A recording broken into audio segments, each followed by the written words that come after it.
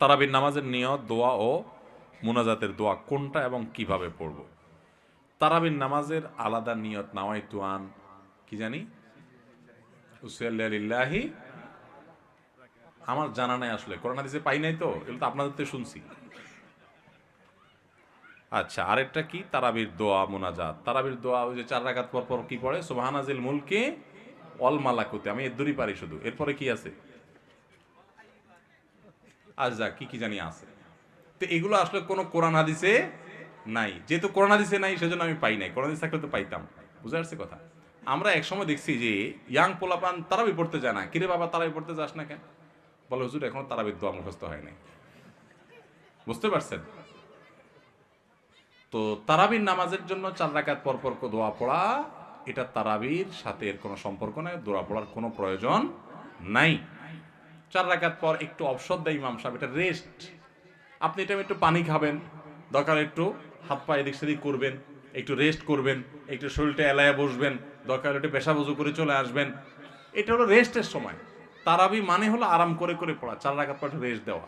ওই মধ্যপ্রাচ্যের লোকরা, মিডিল ইস্টের লোকেরা আছে, আমাদের দেশেও কোনো কোনো মসজিদে দেখা যায় 4 রাকাত পর পর একটু খেজুর, একটু পানি, একটু চা একটু খায় মানুষ। তো এটা তো রেস্টের সময়, আপনি রেস্ট না করে কি করতেছেন? ইমাম সাহেব এতক্ষণ পড়ছে, হাফেজ সাহেব ধুমায়া টানছে, আপনি তো এতক্ষণ শুনছেন বৈশা, কোনো ডিউটি ছিল না। এখন 4 রাকাত পর বরং আপনি আরো ডিউটি শুরু করে দিচ্ছেন, সুবহানাল্লাহিল মুলকি ওয়াল মালাকুতি। তাহলে রেস্ট হলো না রেস্টের উল্টাটা হলো? এগুলার কোনো প্রয়োজন নাই, এগুলো কোরআন হাদিসে নাই। কোরআন হাদিসে যেটুকু আছে সেটুকু আপনি তারাবির নামাজে তেলাওয়াত সুন্দর করে মনোযোগ দিয়ে শুনবেন, নামাজ সুন্দর করে পড়বেন, বাস শেষ। এর বাইরে আলাদা কোনো নিয়ত বা দোয়ার প্রয়োজন নাই। কাউকে নামাজের আহ্বান জানালে সে যদি ভুল বুঝে বলে জ্ঞান দিও না, সেক্ষেত্রে আমার করণীয় কি? এটা হলো আমাদের দেশের সমস্যা। কাউকে ভালো কিছু বললে কি বলে? জ্ঞান দিতে এসো না। মানে আমার এত জ্ঞান উপচে পড়তেছে, তোমার জ্ঞান রাখার জায়গা আর নাই। ভাবটা এরকম না? মানে এটাকে বলে চুরি চুরি আরো সিনা চুরি। নামাজ পড়ে না বেনামাজি, আরেকজন যখন নামাজের আহ্বান করছে বলবে ভাই তোমার শুক্রিয়া, থ্যাংক ইউ সো মাচ, তুমি আমার একটা ভালো কাজের কথা বলছো ভাই, ঠিক আছে দোয়া করো, আমি চেষ্টা করি ভাই। এটা না ইমানদারের কথা। আর জাহেল এবং মূর্খ মানুষের কথা হলো ভাই জ্ঞান দিতে আসিস না এত। তার মানে তোমার জ্ঞান আছে, তোমার জ্ঞান থাকলে তো তুমি নামাজ পড়তে যাইতা। তুমি যে অজ্ঞানী, তুমি যে মূর্খ, এটা তো তুমি প্রমাণ করছো তোমার কর্ম দ্বারা। আর যদি বলো না নামাজ পড়তে হবে এটা আমি জানি, তো যাই না শুনেও যদি নামাজ না পড়ো তো তোমার মুগুর তো ডবল পড়বে কিয়ামতের ময়দানে। আমাদের দেশে অনেক সময় অন্যায় কাজের থেকে মানুষ বাধা দিলে বা ভালো কাজের নির্দেশ করলে আমরা অনেকে বলি জ্ঞান দিতে আইসো না। এটা অহংকারীর কথা, এটা কোনো বিনয়ী মানুষের কথা না। আপনাকে যদি কেউ ভালো কাজের উপদেশ দেয় তো আপনার তো সৌভাগ্য, আপনি সেটাকে ভালোভাবে নিবেন। আলহামদুলিল্লাহ, একটা মানুষ আমাকে ভালো কাজ করতে বলছে, খারাপ কাজ করতে তো বলে নাই। অতএব জ্ঞান দিতে আইসো না, এটা অহংকারীর কথা, এটা কোনো মুসলমানের কথা না। জ্ঞান দিতে আইসো না মানে কি?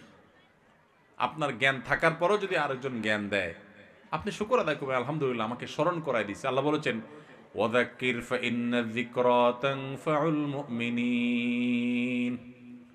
আর ইমানদারদেরকে জানা কথাটাও স্মরণ করাই দাও। নামাজ ফরজ সেও জানে, আবারও বলো, বললে তার লাভ হয়, তার বিবেক বিবেচনা বোধ জাগ্রত হয়। এই জন্য বারবার স্মরণ করাইতে আল্লাহ বলছেন, আপনি বলছেন জ্ঞান দিতে আইসো না। তাহলে বোঝা গেল এটা কোনো ইমানদারের কথা না। কেউ যদি আপনাকে ভালো কাজের পথে আহ্বান করে, পারলে তার ডাকে সাড়া দিবেন, আর না পারলে চুপ থাকবেন, কিন্তু অহংকার করবেন না। অহংকারী কিন্তু হেদায়েত থেকে মাহরুম হয়, বঞ্চিত হয়। এই কপাল পোড়ারা সঠিক পথে আসতে পারে না। বাবার সম্পত্তিতে মেয়েদের হক সম্পর্কে বলবেন। এ বিষয়ে আমি বিভিন্ন জায়গায় বলি, প্রায় বলার চেষ্টা করি। দেখুন, বাবার সম্পদে, মায়ের সম্পদে ছেলেদের যেরকম হক আছে, মেয়েদেরও কি আছে? হক আছে। কয়জন মানুষ বাবার সম্পদে বোনের হক দিয়ে দিছেন?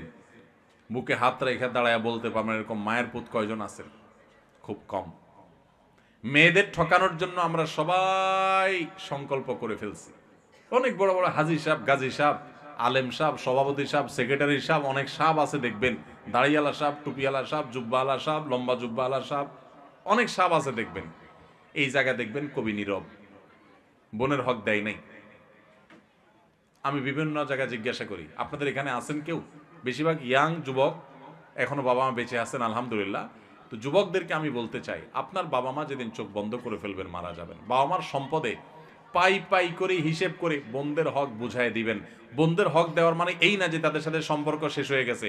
ভাই বোনের সম্পর্ক আজীবন থাকবে, আপনিও যাবেন, সেও আসবে, কিন্তু বাপের সম্পদে তার হক, সন্তান হিসাবে, ছেলে হিসাবে আপনার যেরকম পাওনা আছে তারও কি আছে, পাওনা আছে। হক দিবেন তো ইনশাআল্লাহ? যদি বোনের হক ঠিক মতো না দেন, লম্বা লম্বা সেজদা দিয়ে নামাজ পড়েন, কপালে সিল মেরে দাগ ফালায় দেন, ওয়াজ শুনতে শুনতে কাইতুয়ে চিতুয়ে পড়ে যান, লাভ হবে না।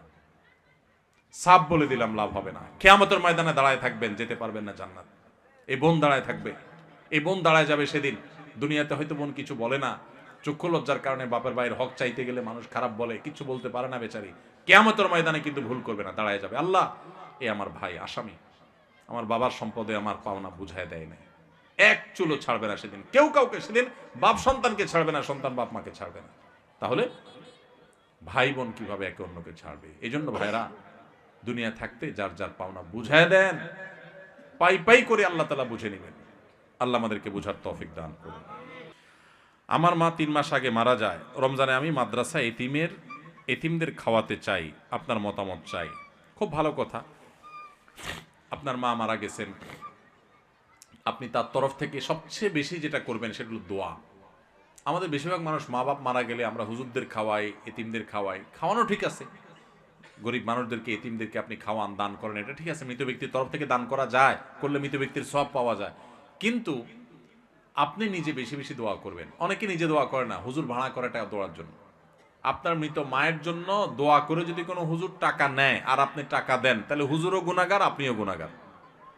বুঝেন নাই কথা?